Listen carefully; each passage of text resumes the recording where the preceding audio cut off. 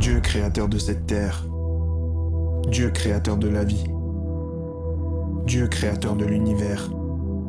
Si nous sommes là aujourd'hui, c'est pour l'adorer, pour nous connecter à lui, pour témoigner de son œuvre, pour nous équiper de l'autorité qu'il nous a donnée et pour avant tout le servir. Bienvenue à l'Église. Acte de compassion.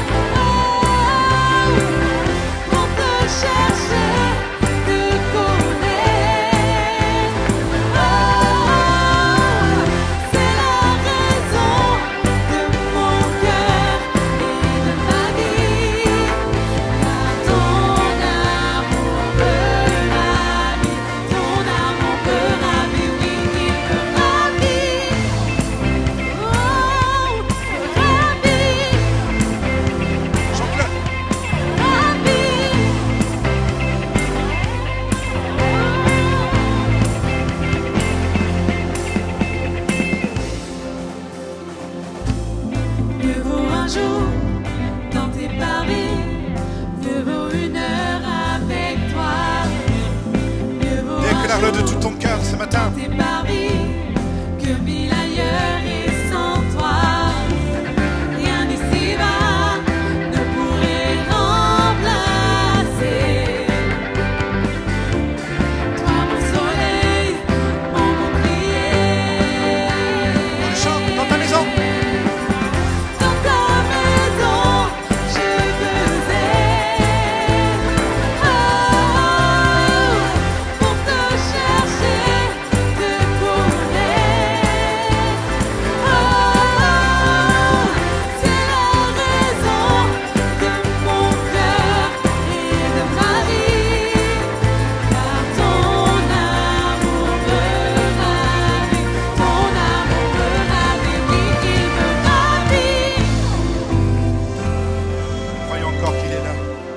Ce matin, il répand encore sa grâce.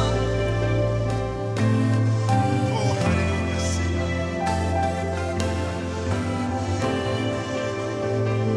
Tu répands ta grâce, tu répands ta gloire sur tous ceux qui placent en toi leur espoir. Déclare ce matin. Tu répands ta grâce, tu répands ta gloire.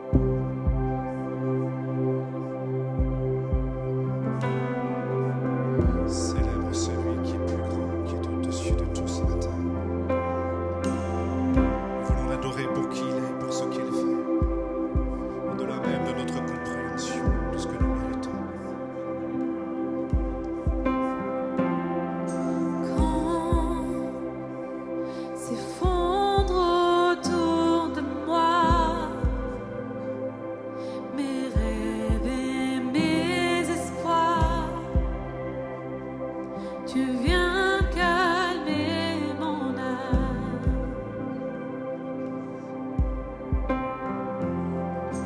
Quand l'échec a pris la place, je trouve en toi la grâce de m'appuyer sur toi.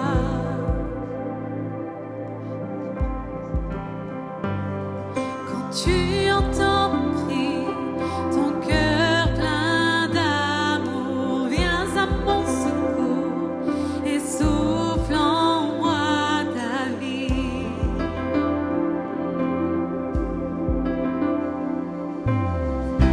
Bien plus haut que les cieux, plus profond que les océans, ton amour est plus Déclare-le grand. de tout ton Ta cœur. grâce est infinie, ta bonté reconstruit ma vie. Ton amour est plus grand.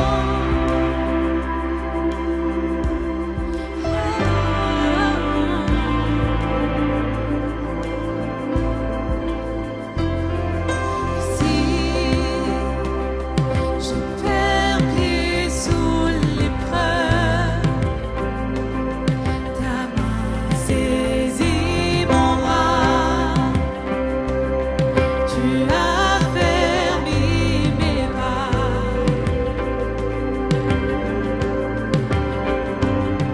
Quand tu entends mon cri, ton cœur plein d'amour, viens à mon secours et souffle en moi ta vie.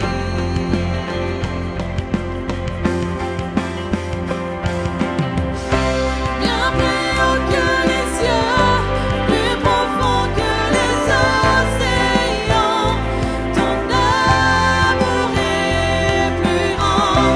Ta grâce est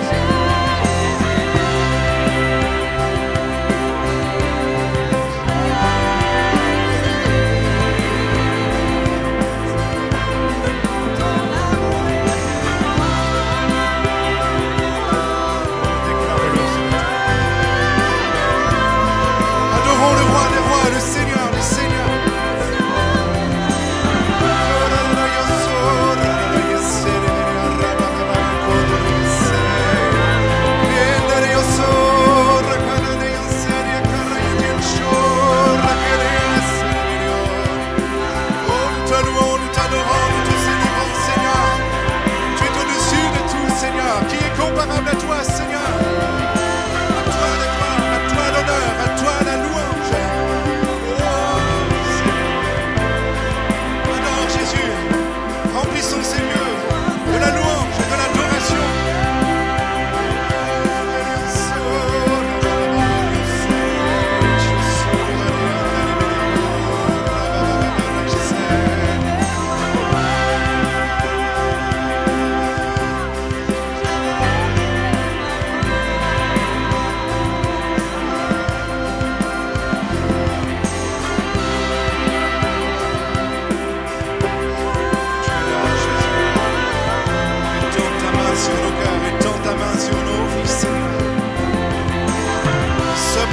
Accrochons à l'espoir qui est en toi.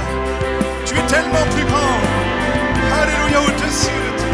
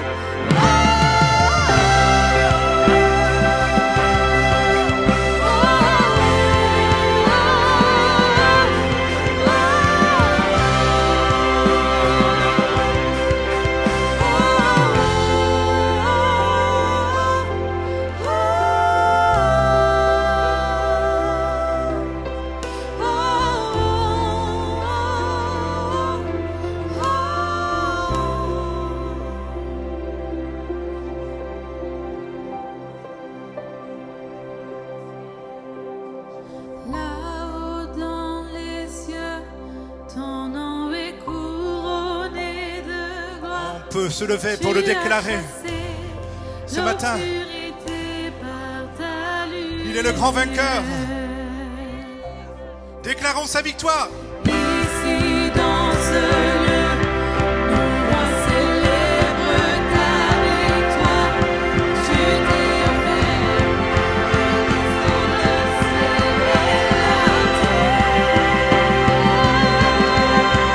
Ton amour parfait a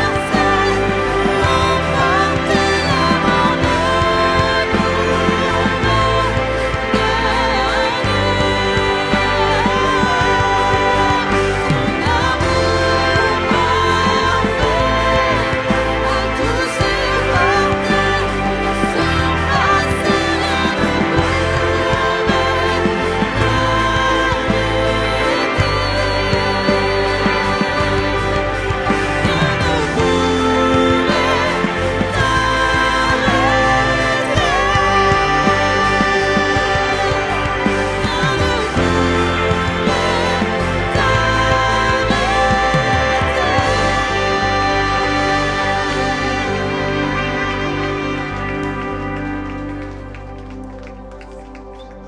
Amen. Gloire à Dieu. Nous voulons applaudir Jésus, le grand vainqueur, le grand Seigneur, ce matin, celui qui est au milieu de nous. Amen, qui fait toutes choses à merveille ce matin. Amen. Est-ce que vous êtes en forme ce matin? Ok. Nous voulons ensemble vraiment saluer tous ceux et celles qui peut-être viennent pour la première fois dans ces lieux. Nous sommes heureux de vous recevoir. Nous croyons encore que Dieu est celui qui bénit de différentes façons. Peut-être tu es venu ce matin avec différents besoins et nous croyons que nous pouvons toucher dans la maison de Dieu la présence de Dieu. Elle est bonne, la présence de Dieu.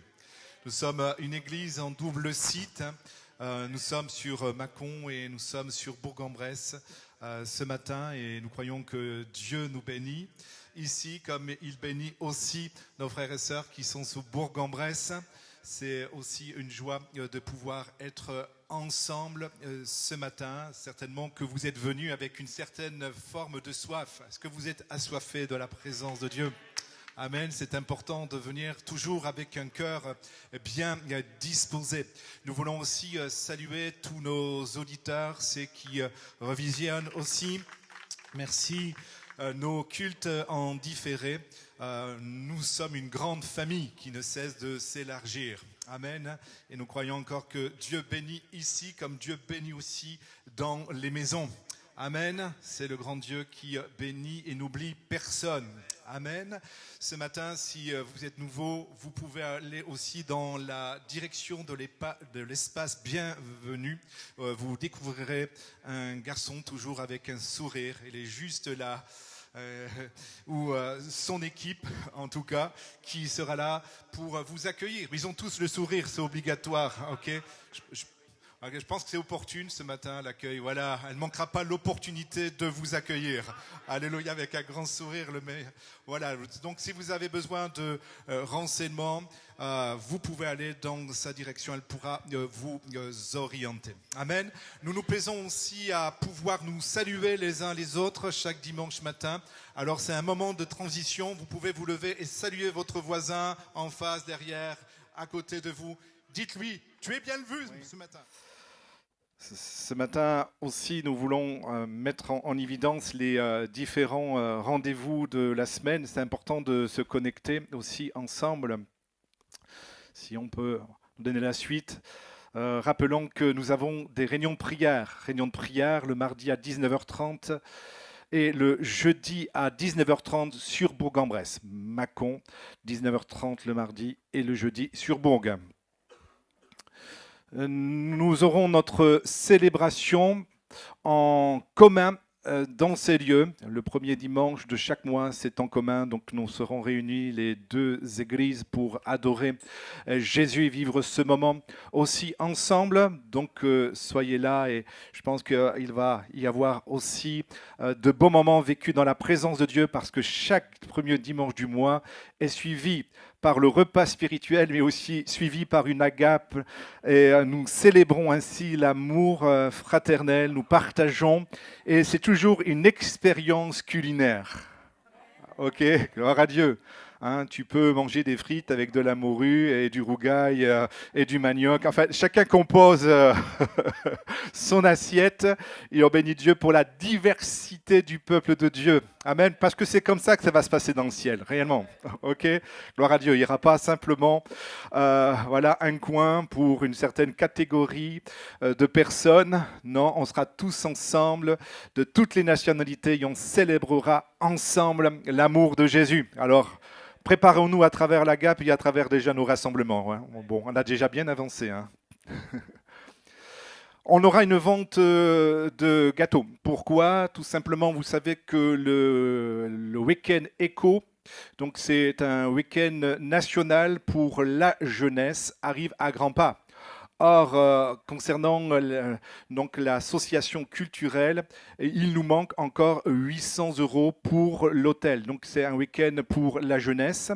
Donc, vous pouvez aussi nous aider. Il y a encore temps. C'est toujours une œuvre de foi chaque année de participer en déposant un don dans le tronc de l'AGEF, d'accord, et en participant aussi, si vous le souhaitez, en achetant des gâteaux. Ça se passera le 10 mai. Dans ces lieux. Merci pour votre soutien et merci de permettre ainsi à tous les jeunes de pouvoir vivre aussi un week-end dans la présence de Dieu. Ce sont des milliers qui seront réunis, connectés au ciel. Amen. Et on veut avoir à cœur aussi notre jeunesse. Amen. Est-ce que vous croyez encore à la jeunesse? Ok, gloire à Dieu. On est sur la bonne voie. Vous pouvez aussi nous suivre sur Instagram ainsi que sur YouTube. C'est important concernant YouTube aussi que vous puissiez nous aider. Vous découvrirez qu'il y a la possibilité de laisser un commentaire ou encore de liker. Liker, alors on n'est pas dans une vision égocentrique, ok, pour dire nous sommes les meilleurs, mais toujours est-il que l'algorithme fonctionne comme ça. Donc on compte aussi sur vous. Amen. Intéressez-vous à ce qui est fait. Il y a beaucoup de travail en post-production pour pouvoir transmettre et communiquer vers l'extérieur et vous encourager aussi l'équipe. Dites combien bien c'est génial. Amen. Ce matin, si vous venez pour la première fois, n'ayez pas peur de transmettre et de communiquer combien vous vous êtes fait du bien dans la présence de Jésus. Et si le sujet aussi vous a touché, laissez un mot positif, bien sûr. Alléluia. Gloire à Dieu. Bon. Montant que vous serviez votre église dans le bon sens, d'accord? Bon, si vous n'êtes pas convaincu, ne faites pas de commentaires, hein, ok? Gloire à Dieu. Et puis, je soutiens mon église. Vous trouverez différents troncs juste à la sortie. Vous pouvez aussi nous soutenir via des espèces aussi dans le tronc nommé dîme pour les frais courants. Et puis, si vous le souhaitez, pour plus de facilité, vous pouvez aussi faire des virements bancaires. Vous trouverez les RIB aussi, ou s'il n'y en a plus, vous nous le demandez et nous vous le transmettrons. Besoin de prière, juste après le message, nous avons toujours un temps de prière parce que nous voulons connecter les hommes et les femmes au cœur de Dieu. Et nous croyons qu'il y a bien des situations aussi qui se règlent dans un temps de prière. La prière du juste, nous dit l'Écriture, a une grande efficace. Amen. Et nous croyons encore à l'efficacité. Si 2 ou 3 se réunissent en mon nom. Et si nous pouvons encore demander quelque chose selon, bien sûr, l'expression de sa volonté, elle nous le sera donnée. Amen. Demandez-vous. Amen. Donc, si tu veux vivre l'expérience, tu peux encore t'approcher après le message. OK. Voilà pour les annonces ce matin. Et nous voulons ensemble aller vers le message. Est-ce que ce matin, tu es venu pour recevoir une parole de Dieu? C'est pas toujours facile, nous, en tant que prédicateurs, de préparer, parce que Dieu met des sujets sur notre cœur. Vous savez que depuis tout ce mois, nous avons commencé à pouvoir traiter le fait que dans les meurtrissures de Jésus, nous sommes guéris, et que Jésus a vécu différentes douleurs afin que nous puissions être touchés nous-mêmes et guéris dans nos propres douleurs. Et ce matin, j'aimerais rajouter une douleur que nous pouvons tous traverser un jour ou l'autre. Le titre de mon message est le suivant. Ils m'ont trahi. Oula. Vous avez vu comme ça a imposé le silence tout de suite. Quel est le Judas parmi nous? Ils m'ont trahi. La grande question est la suivante. Avez-vous déjà été trahi? Alors, on va faire plus simple. Alors, ce n'est pas l'appel de la fin, c'est l'appel du début. Qui, un jour, a été trahi? Bon, si vous le réfléchissez bien, je pense qu'à mon avis, vous l'avez été un jour. Je n'y dis pas juste déçu, pas juste blessé légèrement, mais trahi vraiment. Par quelqu'un en qui vous aviez placé pleinement votre confiance. Quelqu'un à qui vous avez ouvert votre cœur. Et quelqu'un que vous n'auriez jamais imaginé vous faire un jour du mal. La vérité, c'est que nous rencontrons tous la trahison à un moment ou un autre dans notre vie. Pourquoi? Tout simplement parce que nous vivons dans un monde imparfait. Nous sommes entourés d'humains. Avez-vous remarqué que tout autour de vous, il y a des humains? Et là où il y a des humains, il y a des êtres imparfaits. Et j'ai une bonne nouvelle pour vous, c'est que nous sommes tous imparfaits. C'est pour ça que nous pouvons goûter à la grâce de Dieu, c'est en ce fait que c'est une bonne nouvelle. Parce que si nous étions parfaits, nous n'aurions pas besoin de l'expression de la présence du parfait dans nos cœurs, dans nos vies. Nous sommes imparfaits. Et parce que l'imperfection est présente, la trahison un jour, elle peut aussi se présenter dans nos vies. Un homme l'a vécu, un homme l'a expérimenté, c'est Joseph. Joseph a été un jour trahi par ses propres frères. C'est un drame familial. Et voici ce qui nous est dit dans Genèse, chapitre 50, verset 20. C'est lui qui s'exprime et qui a un peu la conclusion du drame par lequel il a traversé. Il dira ceci à ses frères qui se présenteront un jour devant lui. Vous aviez médité de me faire du mal, Dieu l'a changé en bien pour accomplir ce qui arrive aujourd'hui, pour sauver la vie à un peuple nombreux. Il dira, vous m'avez trahi, mais Dieu a renversé la situation en ma faveur et vous verrez même en leur faveur. Et on pourrait se poser la grande question, qu'est-ce que la trahison? La trahison, c'est un acte par lequel une personne brise la confiance que quelqu'un avait placée en elle. Et cela peut se produire de différentes manières. En mentant, en divulguant des informations confidentielles ou en ne respectant pas simplement ses propres engagements. Il y a donc différentes trahisons. Il y a parfois des trahisons dans les relations amoureuses. On l'appelle l'infidélité. Que ce soit d'ailleurs émotionnel ou physique, quand quelqu'un va chercher ailleurs, littéralement, ça casse tout, ça brise tout. La confiance est détruite et la relation finit par prendre un très gros coup. Parfois, la trahison, c'est dans les paroles. Les ragots, les mensonges, la diffamation. Quelqu'un utilise ce que tu lui as confié contre toi. Est-ce que ça t'est déjà arrivé? Des informations personnelles ou des confidences sont utilisées pour nuire à ton image ou ton intégrité et ça fait mal. Pourquoi? Parce que ça touche ta propre réputation. La trahison, nous pouvons aussi la connaître dans l'amitié, ce qu'on appelle le double jeu. Est-ce que vous connaissez ce type de personne aux deux facettes? La personne qui fait comme si elle était là pour toi, mais en réalité, elle agit dans ton dos. Elle te poignarde dans le dos. Vous connaissez l'expression. Manipulation, hypocrisie, comportement opportuniste. Tu ne te rends pas compte que ce n'était pas sincère.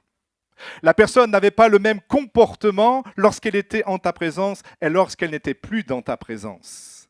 Dans la famille, dans le travail, manque de loyauté, intérêt personnel, les coups bas, des gens proches ou censés être dans ton équipe, mais qui pensent d'abord à eux et qui parfois aussi, malheureusement, te trahissent. Et voyez-vous, la trahison, tu peux la vivre partout. Tu peux la vivre en amour, tu peux la vivre en amitié, tu peux la vivre en famille et tu peux même la vivre au boulot. Et si ça fait autant mal, c'est pas simplement juste à cause de ce qui s'est passé, à cause de ce qui s'est produit. C'est parce que ça casse la confiance que tu avais construite avec la personne. Et parfois, ça ne vient même pas de très loin, ça vient de très très près. Tu es dans une conversation normale, tout va bien, tu fais confiance et tu te sens en sécurité. Et puis, voilà que tu reçois sur ton mobile une phrase. Hello, un message, une révélation. Comme on dit, un coup de Trafalgar. Vous connaissez l'expression? Ça, c'est pour les militaires.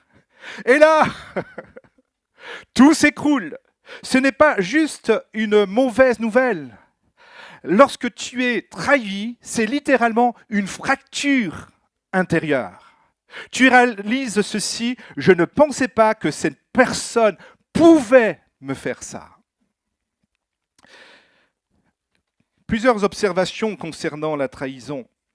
La trahison ne touche pas seulement ce qu'elle était, elle brise la confiance qui existait. La trahison ne touche pas seulement ce qui a été fait, elle brise la confiance qui existait. Vous savez, une blessure classique peut venir d'un inconnu, d'un contexte extérieur, mais à la limite, nous arrivons à passer dessus. Mais la trahison, elle vient souvent, toujours, de quelqu'un qui a accès à toi, qui a accès à ta confiance, qui a accès à ton intimité, qui a accès aussi à ta vulnérabilité. C'est ça qui fait le plus mal. Donc ce n'est pas seulement un acte, c'est une rupture de confiance profonde. Et plus la relation est proche, la réalité, plus la douleur est intense. Un inconnu peut décevoir, mais un proche peut littéralement, par sa trahison, briser ton âme. Parce que la proximité crée une attente implicite. Cette personne ne me fera jamais de mal. Et quand cette attente est brisée, la réalité, c'est que la douleur, ensuite, est littéralement amplifiée. La trahison attaque le sens même de la sécurité. Ce n'est pas seulement ce qui est arrivé, c'est ce qui nous a détruits. Ce qui vous a détruit, la confiance dans les relations, la capacité à un moment donné à s'ouvrir tout à nouveau, la perception de sécurité qui est perdue. Après une trahison, la vraie question devient souvent à qui puis-je encore faire confiance? Lequel d'entre nous, d'ailleurs, ne l'a jamais dit? On est tous d'accord. C'est une atteinte identitaire indirecte. Parce que quand un inconnu te blesse, tu peux penser c'est vraiment une mauvaise personne. Mais quand c'est un proche qui te trahit, tu commences à penser mais qu'est-ce que j'ai raté? Pourquoi moi? Je ne l'ai pas vu venir. La trahison ne touche pas seulement l'événement, elle attaque aussi la perception que tu peux avoir de toi-même. La douleur de la trahison ne vient pas seulement de la blessure, mais aussi du lien qu'il apportait. Regardez avec moi, nous découvrons dans Genèse 37 que Joseph lui-même va vivre une trahison profonde. Et l'histoire de Joseph montre une trahison familiale d'une extrémité qui finalement nous interroge. Nous découvrons dans le contexte que Joseph est favorisé par son père. C'est un peu le chouchou de la famille. Et ça, les parents, faites attention de ne pas avoir un chouchou dans la famille parce que ça génère toujours des problèmes ensuite. Favorisé par son père, il va susciter la jalousie de ses frères.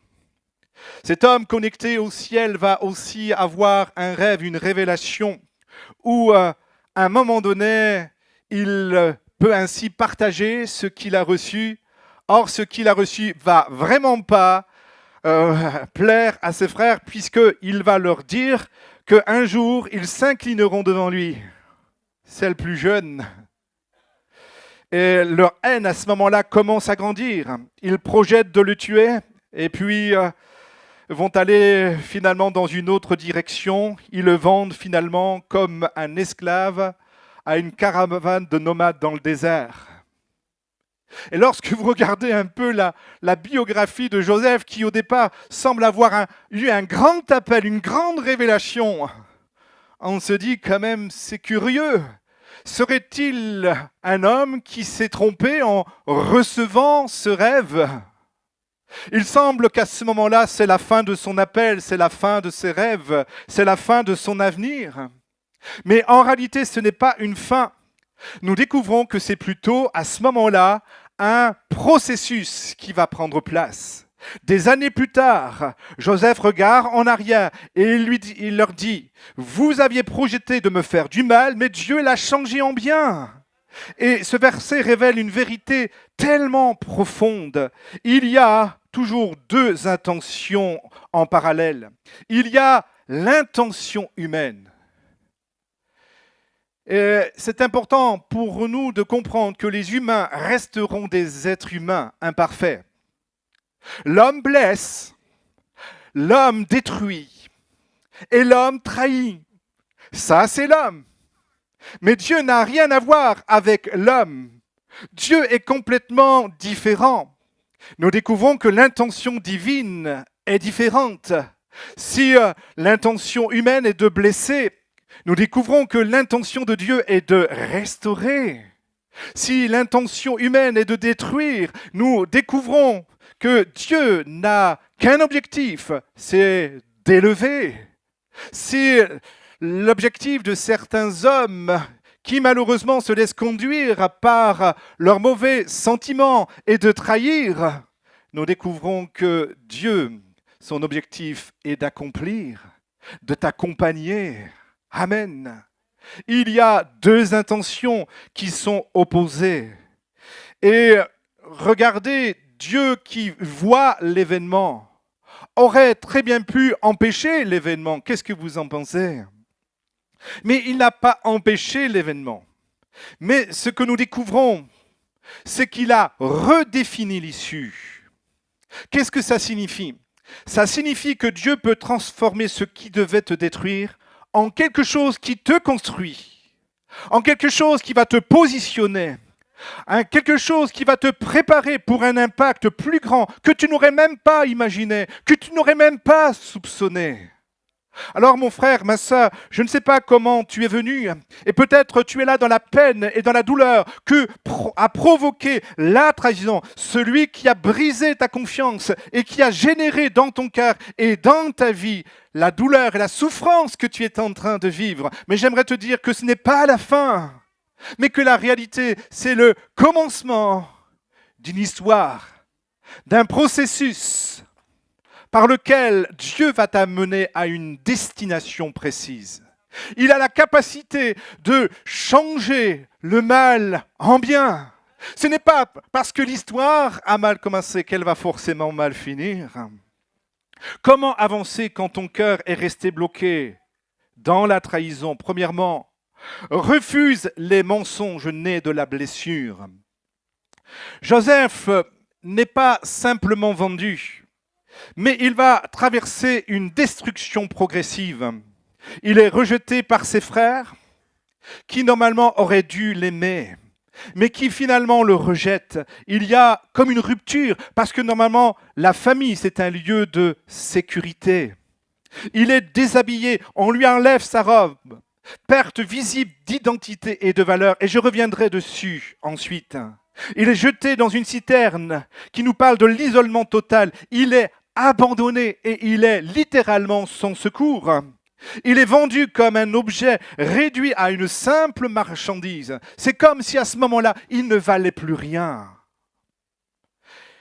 Et ce n'est pas simplement qu'un événement, C'est une attaque profonde contre son identité. Il y a un détail dans le texte.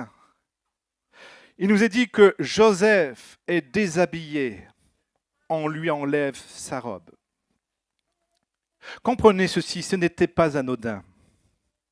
Parce que cette tunique n'est pas justement, simplement un vêtement. Elle lui a été donnée par son père. Elle marque une faveur particulière sur sa vie. Elle représente son identité de fils aimé, de fils choisi. Aux yeux de tous, cette robe disait « Tu es précieux ». Aux yeux de tous, cette robe signifiait « Tu es différent ». Aux yeux de tous, cette robe signifiait « Tu es aimé ».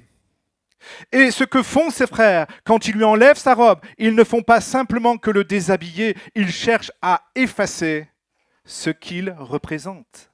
C'est comme s'ils disaient « Tu n'es plus spécial, tu n'es plus au-dessus de nous, tu nous es inférieur, tu n'es plus le chouchou préféré de ton père ». En retirant la tunique, ils attaquent directement son identité. Ils attaquent directement sa valeur. Ils attaquent directement son appartenance.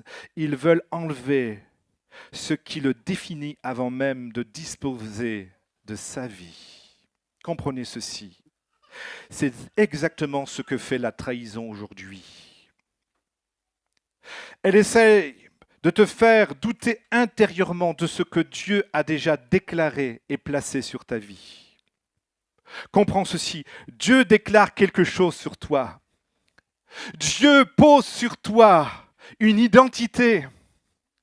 Mon frère, ma sœur, j'aimerais quand même que tu te rappelles que Dieu te dit que tu es aimé, que tu es choisi, que tu es précieux et que tu es précieuse, que tu es appelé. Comme la tunique de Joseph, c'est visible, c'est réel, c'est palpable, ça vient de Dieu et ça ne vient pas des hommes. Oui, la trahison nous attaque souvent à l'intérieur. Et quand tu es blessé, tu commences à douter de ton positionnement. Tu remets en question ta valeur. Tu changes ton regard sur toi-même. Ce que Dieu a mis sur toi, pourtant, n'a pas bougé. J'aimerais te dire que tu es toujours autant aimé de Dieu. Tu as toujours autant de valeur. Même si à l'intérieur, tout semble littéralement vaciller.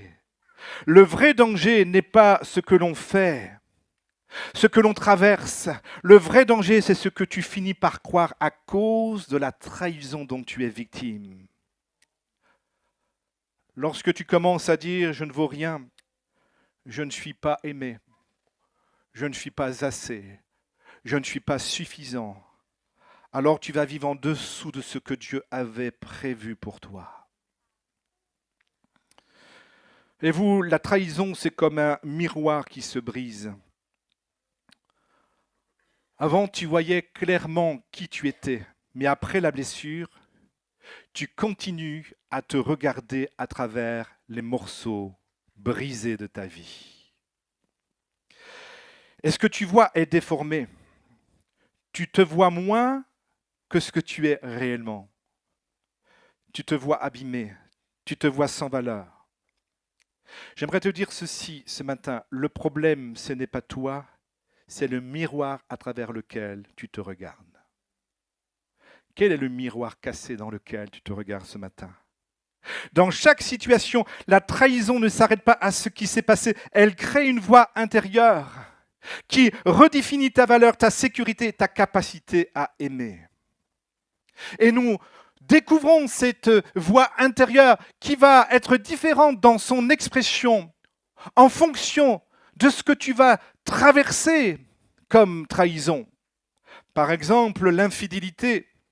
C'est la voix intérieure qui devient intime et destructrice. Pourquoi elle est allée voir ailleurs? Ou pourquoi il est allé voir ailleurs? Qu'est-ce que je n'ai pas été capable de lui donner? Je n'ai pas été suffisant, pas assez attirant, pas assez intéressant. Et si la personne qui me connaissait le mieux m'a rejeté, alors qui pourra vraiment m'aimer vraiment? Rejet familial, c'est la voix qui touche les racines les plus profondes. Si même ma propre famille ne m'a pas choisi, si il y a certainement quelque chose qui ne va pas chez moi, je ne mérite pas d'être aimé. Je suis de trop. Je n'ai pas ma place dans la famille. Je dois faire mes preuves pour être accepté. Je ne serai jamais vraiment désiré ou je ne serai jamais réellement toléré.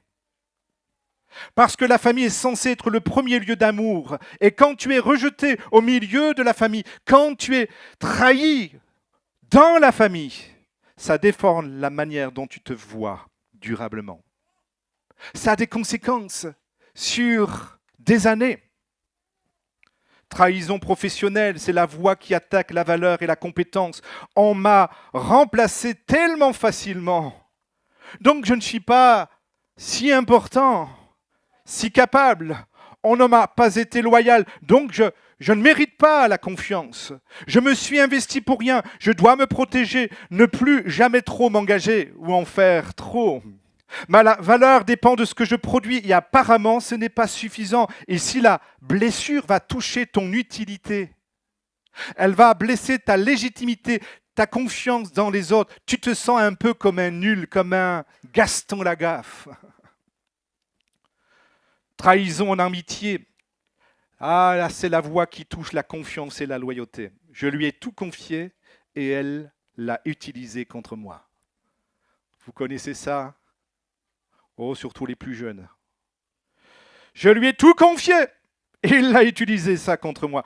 Je ne peux plus vraiment faire confiance à quelqu'un. Les relations finissent alors toujours par décevoir. Je dois garder mes distances pour ne plus être blessé. Et si même un ami proche peut alors me trahir, alors personne n'est sûr. Et on se renferme dans sa coquille, comme un escargot de Bourgogne qui en a trop bavé.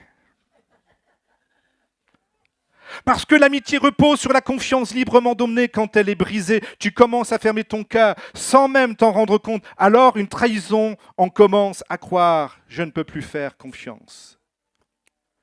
Je vais me protéger, je m'ouvrirai plus jamais. Et sans s'en rendre compte, la blessure devient un système de protection. Tu finis par t'isoler. La trahison crée un moment traumatique, mémorable, difficile à oublier. Parce que la réalité, c'est que la blessure parle. Et si tu ne fais rien, elle va devenir une croyance. La blessure parle, mais tu n'es pas obligé de croire ce qu'elle dit. Dis-le à ton voisin. Ta blessure parle, mais tu n'es pas obligé de croire ce qu'elle te dit.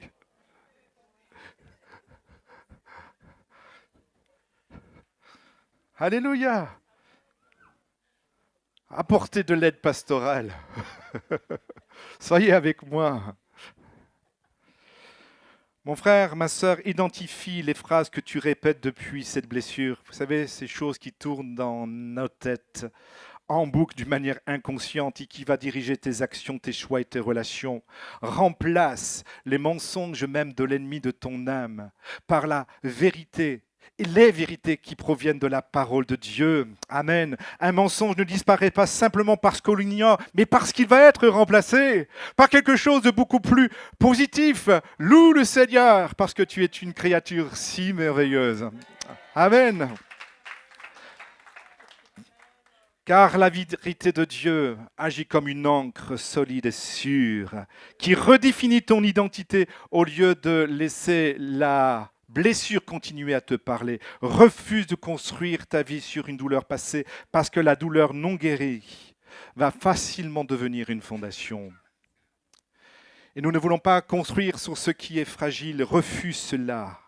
C'est décider que ton passé explique ton histoire.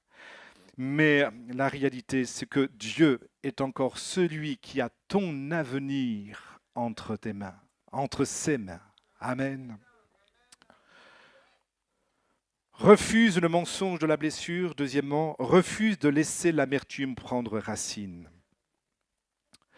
Vous savez, l'amertume, c'est comme une petite graine que quelqu'un a plantée en toi sans ton accord. Tu n'avais rien demandé. La trahison est venue, et suite à cette trahison, eh bien, la petite graine d'amertume a commencé à faire son œuvre en toi. Est-ce que vous avez déjà été déçu et trahi et avez-vous ressenti que c'est jamais agréable? Personne ne dit « Ah, il était temps, j'attendais tellement qu'on me trahisse, qu'on me fasse du mal. J'attendais tellement la petite graine de l'amertume. » Non, non, non.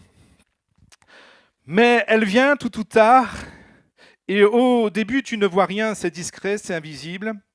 Mais la réalité, si tu ne fais rien, elle va finir par prendre racine, elle va finir par grandir, elle va finir par envahir toute ta vie et même détruire toute ta vie. Une trahison, le mal que quelqu'un t'a fait, peut littéralement, à un moment donné, si tu laisses l'amertume qui naît de cette trahison faire son œuvre, se développer en toi, tu peux vraiment aller vers un avenir compliqué. Et c'est pourquoi dans Hébreux, il nous est dit ceci, veillez, Hébreux 12-15, je vous le lis, veillez à ce que nul se prive de la grâce, à ce qu'aucune racine d'amertume, poussant des rejetons, ne produise du trouble et que plusieurs n'en soient affectés.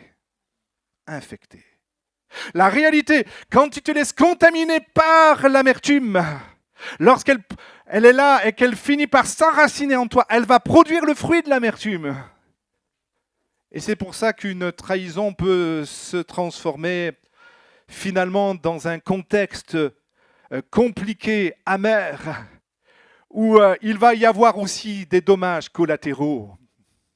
Au départ, il s'agissait du fait que tu as été trahi, mais ton amertume et ta souffrance va alors s'exprimer de telle manière que tu vas devenir agressif et que tu vas finalement répandre cette amertume. Un peu comme le chien, vous savez, qui a été battu et qui, à un moment donné, par réflexe, lorsqu'il se sent en insécurité, va commencer à montrer des dents, à grogner. Ce n'est pas parce que c'est un mauvais chien, mais parce qu'il est dans un système où il se souvient de la blessure et il est sur un moment de défense. Et si tu te précipites, il peut littéralement te mordre. L'amertume, c'est une racine invisible, mais ses effets sont visibles. Elle contamine ton cœur, elle contamine tes relations, elle contamine même ton avenir. Joseph, la réalité avait le pouvoir de se venger. Parce qu'un jour, cet homme a changé de situation. L'Écriture nous dit qu'il est devenu gouverneur d'Égypte. Et voici qu'un jour, ses frères vilains, ses frères qui l'ont trahi, ses frères qui l'ont vendu, vont venir vers lui pour réclamer de l'aide. Ils vivent un temps de famine. Et voici, Joseph est là. Et c'est lui qui a le choix et le pouvoir de donner ou de fermer la distribution du blé. Pourtant, nous découvrons, alors qu'il a ses frères qui se prosternent devant lui, comme cela lui avait été annoncé, et qu'il peut à ce moment-là littéralement se venger, lui rendre le mal pour le mal. L'Écriture nous dit qu'il va choisir de pardonner. Pourquoi? Parce qu'il a compris que Dieu est plus grand que ce qu'on lui a fait. Mon frère, ma sœur, tu seras trahi. J'ai été trahi. Vous serez trahis. Jésus lui-même a été trahi. Il a été trahi par l'un de ses proches, celui qui était dans son cercle intime. Il a été trahi par Judas. Il a été abandonné même par ses propres disciples. Même Pierre l'a renié de le connaître. Et puis il a été lui-même crucifié injustement comme un vulgaire criminel. Et pourtant sur la croix, il dit « Père, pardonne-leur car ils ne savent pas ce qu'ils font ». Comprends ceci, le pardon est possible quand tu réalises que toi aussi tu as été un jour pardonné. Dis à ton voisin, tu n'es pas meilleur que les autres. Arrête de le croire. Ok, c'est le moment de régler tes comptes. Arrête de penser que tu es le meilleur. Oui, l'amertume te garde connecté au passé, t'empêche d'avancer, mais le pardon coupe ce lien. L'amertume enferme, mais le pardon libère, et tout le monde dit. L'amertume infecte, mais le pardon guérit, et tout le monde dit. L'amertume te lie au passé, mais le pardon te redonne un futur. Alors nomme la blessure, reconnais la douleur, décide de pardonner et confie la justice à Dieu. Amen. Alors pardonner, souvent je le répète, ce n'est pas dire ce n'est pas grave, mais il est important de comprendre que pardonner ne veut pas toujours dire renouer la relation. On peut pardonner tout en gardant une distance et des limites pour se préserver. Comprenez ceci, il est parfois nécessaire de mettre une relation un terme lorsqu'elle devient toxique ou abusive, car elle peut causer parfois des souffrances répétées et nuire à la santé mentale. Et j'ai souvent dit, dans une réconciliation, on est deux, et il vaut mieux que les deux soient guéris. L'offenseur comme celui qui a été victime de l'offense. Pardonner, c'est dire « je refuse que ça me détruise ». C'est choisir de ne pas laisser la trahison définir qui tu es. C'est choisir de ne pas laisser la douleur prendre le contrôle de ta vie. C'est choisir de ne pas laisser l'injustice écrire ton identité. C'est choisir de ne pas rester prisonnier de ce que tu as subi. C'est choisir de ne pas faire d'une blessure une identité permanente. C'est choisir d'avancer malgré ce que tu as fait. C'est choisir de croire que ton passé ne dicte pas ton avenir. C'est choisir la liberté intérieure, même après la blessure. Celui qui pardonne, qui relâche l'offense, qui refuse de rendre le mal pour le mal, finit à vivre en homme et en femme libre. Ce matin, refuse les mensonges nés de la blessure, refuse de laisser l'amertume prendre racine et très vite, choisis de faire confiance à Dieu pour ton avenir. Comprends ceci, ta vie c'est comme un film, c'est comme un scénario que Dieu est en train d'écrire. Et la réalité, parfois, toi, tu es bloqué sur une scène du scénario. Tu es bloqué sur la scène douloureuse. Tu es bloqué sur une scène qui te semble totalement injuste.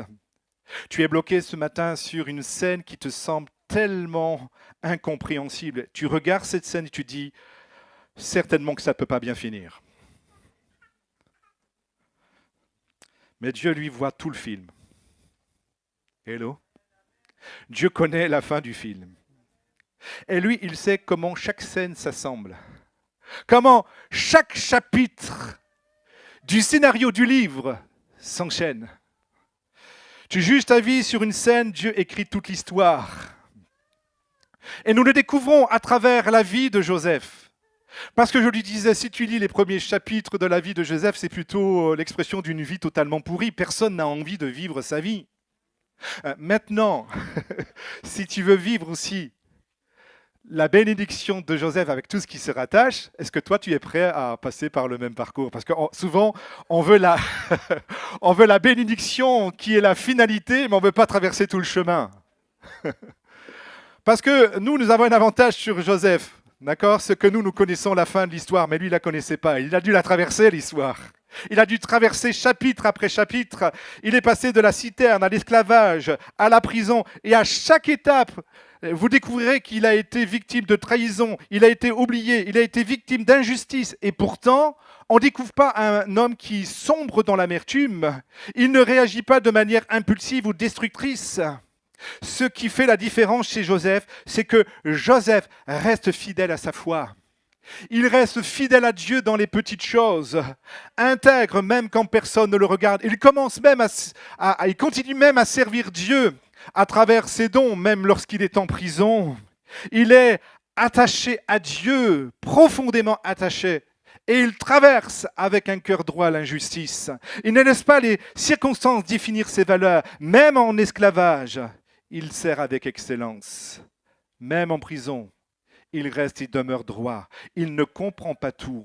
Est-ce que vous saisissiez que Joseph ne comprenait pas tout et qu'il pouvait être dans la même incompréhension que nous le sommes quand nous sommes trahis? Mais il continue à faire confiance à Dieu pour la suite. Comprenez ceci, Dieu n'était jamais absent, il était peut-être silencieux, mais Dieu travaillait toujours dans les coulisses.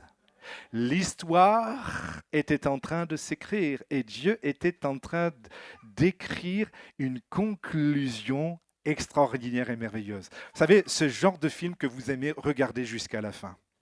Ok, moi j'ai mon gendre Lubo, souvent il propose des films. On se dit après, à la fin, pourquoi j'ai regardé ce film? Donc je lui fais plus confiance dans l'inspiration. J'ai dit, mais j'ai regardé tout le film pour que ça finisse ainsi. Vous savez, en général, nous on aime bien que ça commence. Vous savez, les films qui commencent mal, mais à la fin, quand même, on arrive à une issue, vous voyez, favorable. Et non, là, c'est l'issue, il n'y a pas d'issue, c'est voilà, c'est une voie sans issue. Tu as regardé 2 heures le film, il faut dire, aïe, aïe, aïe. Mais, ça c'était pour la petite anecdote. Si vous l'invitez, ne laissez pas choisir le film. Mais Dieu n'est jamais absent. Pendant que Joseph souffrait, Dieu était en train de former son caractère. Dieu était en train de le positionner stratégiquement. Il était en train de préparer un impact bien plus grand que ce qu'il imaginait. Et le résultat, celui qui a été rejeté, humilié et oublié, est finalement élevé à la plus haute fonction d'Égypte. Amen. Et non seulement il est restauré, mais il va devenir un instrument de vie. Sa famille est sauvée de la famine. Des nations entières sont préservées. Il y a comme un renversement puissant. Dis à ton voisin, tu vas vivre un renversement puissant. Alors, je ne dis pas qu'à ce moment-là, tu dois te laisser tomber. Hein. Ok. Ça, c'est une bonne nouvelle renversante. Ce que ses frères avaient prévu pour le mal, Dieu l'a transformé en bien. Comprends ceci. Ta saison actuelle ne détermine pas ta destination finale. Rien dans ta vie n'est perdu pour Dieu. Chaque vallée, chaque injustice, chaque situation difficile fait partie d'un plan beaucoup plus grand pour te former, pour te faire grandir, pour accomplir quelque chose en toi et à travers toi, quelque chose de grand que tu n'aurais même pas soupçonné. Amen. Alors, ce matin, capture encore cette pensée, je conclus. Ce matin, reste fidèle quand c'est injuste, ne compromets pas tes valeurs dans la douleur, continue à faire confiance à Dieu sans tout comprendre. Et ce matin, j'aimerais vous inviter à vous lever. Je vais demander aux musiciens de commencer à s'approcher. Ce matin, comprends ceci. Quelle que soit la trahison que tu as rencontrée, refuse de croire les mensonges nés de la blessure. Parce que souvent la douleur parle. Mais j'aimerais te dire qu'elle ne dit pas la vérité sur ce que tu es. Non, tu n'es pas un nul. Ce matin, j'aimerais te dire que tu es aimé de Dieu. Dieu est celui qui, dans sa pensée, a toujours voulu ton bien. Les hommes déçoivent, les intentions des hommes est de détruire, mais l'intention de Dieu est de restaurer. Alors refuse de laisser l'amertume prendre racine ce matin. Ne laisse pas l'amertume continuer à grandir, à se développer, jusqu'à t'amener à une certaine forme de haine, une soif de vengeance. Ne laisse pas l'amertume faire son œuvre. Ne laisse pas l'amertume détériorer même ton contexte de vie. Ne laisse pas l'amertume faire des dommages collatéraux. Commencer à gagner ton entourage et de vivre finalement l'enfer. Ne rajoute pas des douleurs à ta douleur ce matin. Refuse que l'amertume ne produise un fruit mauvais dans ta vie. Parce que si tu la laisses s'installer, elle va contaminer toute ta vie. Et Dieu ne veut pas que tu sois malheureux. Alors choisis de faire confiance à Dieu pour ton avenir. Quelle que soit la situation difficile que tu as vécue, crois que Dieu est capable d'utiliser les circonstances et là, tu es dans une saison de ta vie, peut-être que tu as du mal à voir Dieu, d'avoir une perspective de ce que Dieu veut faire à travers les circonstances, mais je crois réellement que Dieu a la capacité de changer le mal en bien. Il veut le faire dans ta vie. Il veut le faire dans ton existence. Dieu ne perd jamais le contrôle. Laisse Jésus aux commandes, tu verras la différence. C'est un chant un jour que j'ai chanté dans une convention, c'était des Africains qui le chantaient en boucle. Laisse Jésus aux commandes et tu verras la différence. J'étais un jeune adolescent de 15 ans. Et vous savez, vous connaissez, frères et sœurs africains, que souvent les paroles reviennent en boucle. Et ça m'a vraiment marqué, c'est resté dans mon esprit depuis l'âge de 15 ans. Laisse Jésus aux commandes, tu verras la différence. Il est au contrôle. Il est vraiment au contrôle. Toi, tu ne contrôles rien, mais lui contrôle tout. Il ne perd jamais le contrôle. J'aimerais que nos voix commencent à s'élever tout doucement. Alléluia. Continuons à louer le Seigneur ce matin. Adorons Jésus. Alléluia. Gloire à toi, Seigneur. Alléluia, Jésus.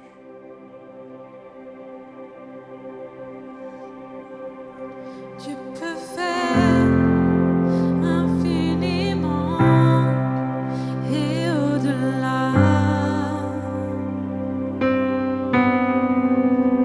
plus que tout ce que nous demandons ou imaginons. Ces promesses, oui, amen. Approche-toi. Se réalise. Vis l'expérience de la présence de Dieu qui change tout ce matin. Sa parole, toujours sûre et certaine, elle s'accomplira. Car il est puissant. Dieu est puissant. Dieu de l'impossible.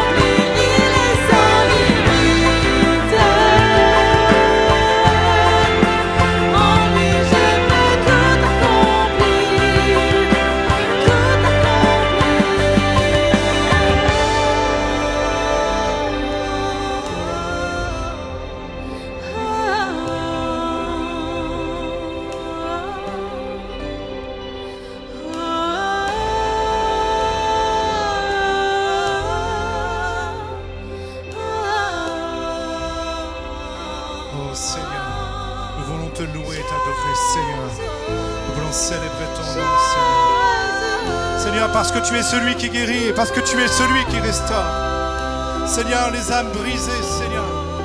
Seigneur, oui, l'histoire peut-être a mal commencé. Mais gloire à Dieu, Seigneur, à travers les circonstances, tu changes le mal en bien, Seigneur. Il y a une issue à toute chose concourt au bien de ceux qui aiment Dieu. Et nous voulons te louer, nous voulons t'adorer ce matin, en esprit, en vérité, Seigneur. Adore Jésus. Entends mon cœur, entends mon âme. Me voici, Seigneur, devant toi. Entends mon cœur, entends mon âme. Me voici, Seigneur. Célébrons celui qui guérit, celui qui restaure, celui qui réécrit l'histoire. Alléluia.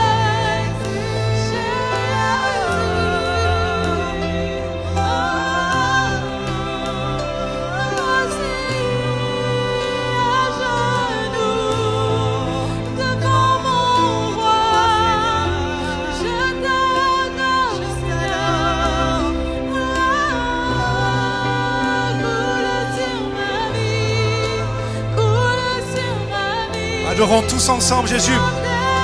Remplissons ces lieux de louange et d'adoration vers le Dieu qui guérit, vers le Dieu qui restaure. Alléluia, proclamons la victoire.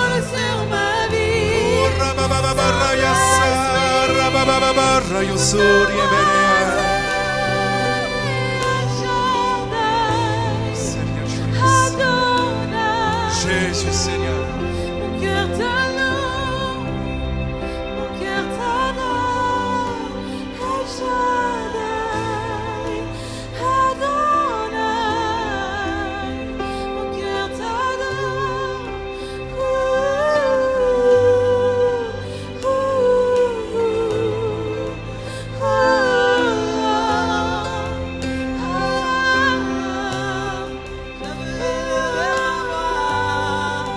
tu guéris, tu restaures celui qui a besoin de toi.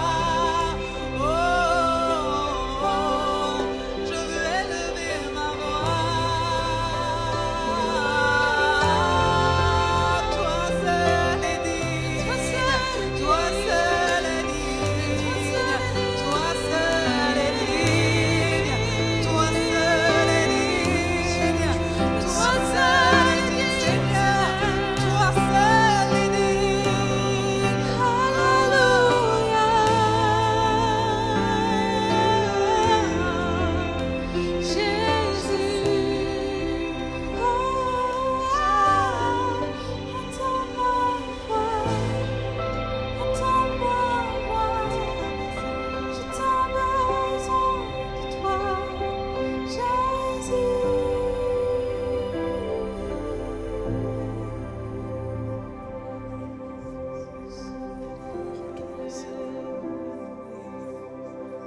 Alléluia Jésus. Seigneur, béni Seigneur.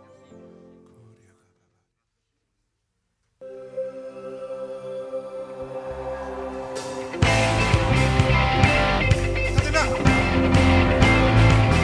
On va encore célébrer celui qui a béni. Amen. Celui qui s'est révélé dans ce moment. Nous bénissons encore Dieu. Mieux vaut un jour dans tes paris, mieux vaut une heure avec toi. On le chante et on le déclare. Mieux vaut un jour dans tes paris que mille ailleurs et sans toi.